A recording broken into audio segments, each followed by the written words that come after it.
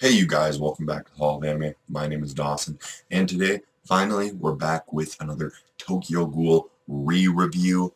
Yes, I know, I missed 2 weeks already. I missed one because we were on vacation, and I missed the second one because we had the color run that week in, um, up in Minneapolis, and it goes in, or St. Paul, somewhere around there. And it took up most of the day just to, and we were out doing stuff, and I was done basically. I just wanted to go home and lay down and say fuck it for the day. So yesterday, I hope you guys enjoyed the Black Clover review. That'll be a new manga, like I said, that'll be added to my list of reviews. Hopefully I can just keep adding in smaller things as I go.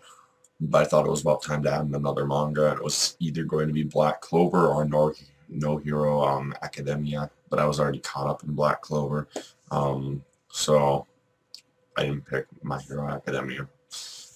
Anyway, this week we have another. Where the fuck does there the start of my pictures, there we go. This week we have another chapter, Tokyo Ghoul Re, chapter 37. Now, I know that I've already seen the video, I didn't watch it, but I've seen it in my sub box by, like, I believe it was Chibi Reviews, talking about the tarot cards in this chapter, how there were a lot of them, and, you know, I noticed a couple of them, but I'm not going to go in depth with the tarot cards right now. So, we're just going to stick to the strict chapter quick because of reasons. Okay, so basically we start off with, who was it? Kuira,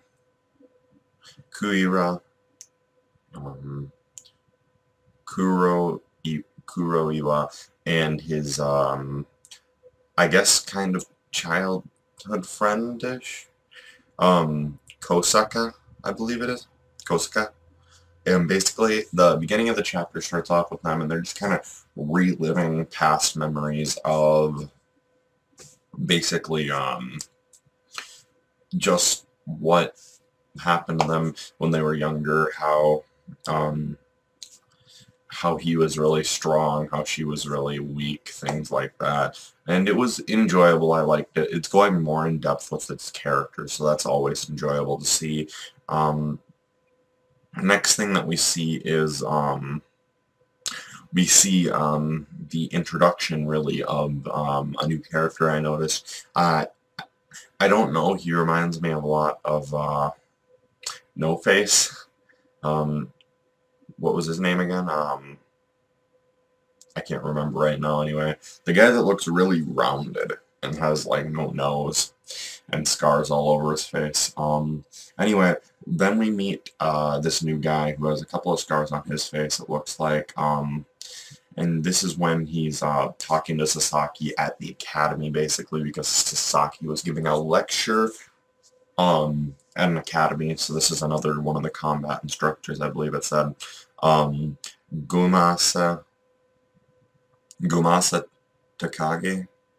Takage? Yeah. Anyway, I just thought that that was interesting. There wasn't a lot about him, but I feel like he could be a not maybe major character, but he could be talked about later on.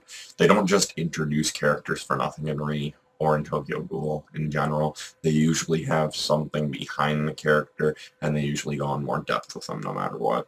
Next we see the part where it's talking a little bit about the past, and Sasaki is talking about how his students aren't bad, or not his students, but his like underlings, you could say, I guess, aren't really bad. Like, he's talking about how oh, what was it?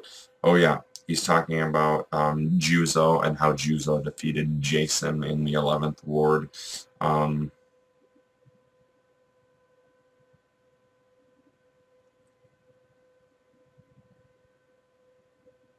Yeah, I think that's what it says, at least.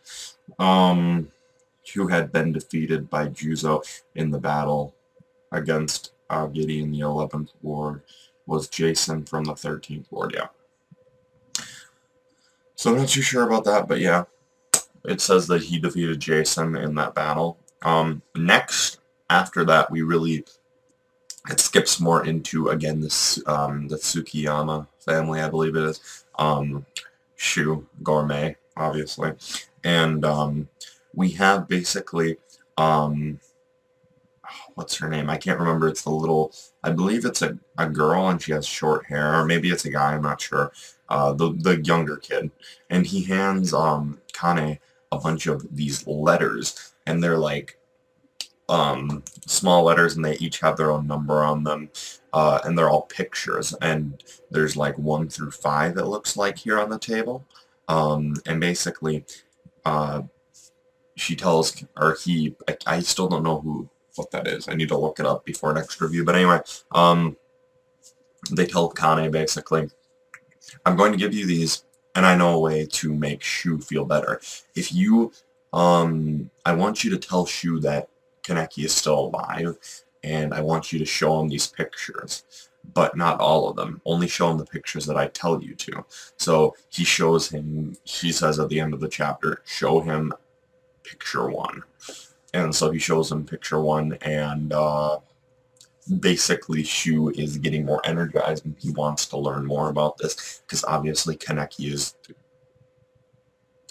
his man, you could say.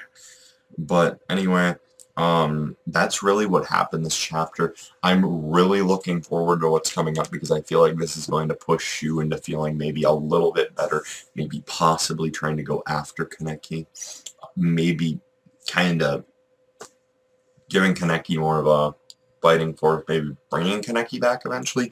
I still don't know how long it's going to be before Kaneki's back.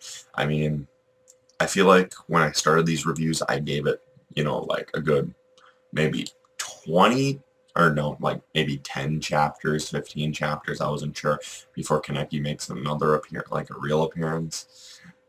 I don't think that's going to happen now. Maybe it's a possibility, but, you know, we're approaching the 10th chapter since I started reviewing this, and I'm starting to think it's not going to happen in 10 chapters, maybe 20, 25-ish. They'll be brought back, maybe even 15, but it's not going to be 10. There's not enough time, I don't think, before, obviously, the 31st chapter, I think I started reviewing. Yeah, it's already the 27th, 28th, 29th, 30th, unless he does like a 30.5, thing like that. But he won't do that, I don't think, because he recently already did the 32.5, I believe it was. But anyway, that's my thoughts on the chapter this week. That's what happened, and my thoughts, I thought the chapter was good. It showed a lot of different things going on throughout a lot of different characters. Unlike some chapters where it just follows one character for the whole time, or a group of characters, this one kind of showed where everyone's at and what's going on. I'm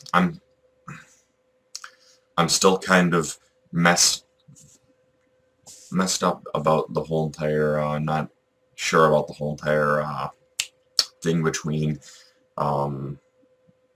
Sasaki and the mask yet. I'm not sure if he kept it. I think he kept it, and I'm sure, obviously, it's going to be a big part of Kaneki when he comes back. It's his, you know it's Kaneki when that mask is on, so, it's just waiting for that, and, yeah. I thought that this week's chapter was good, so I hope you guys enjoyed the review. Definitely give it a thumbs up. Go read the chapter if you haven't already, and I will see you guys next week.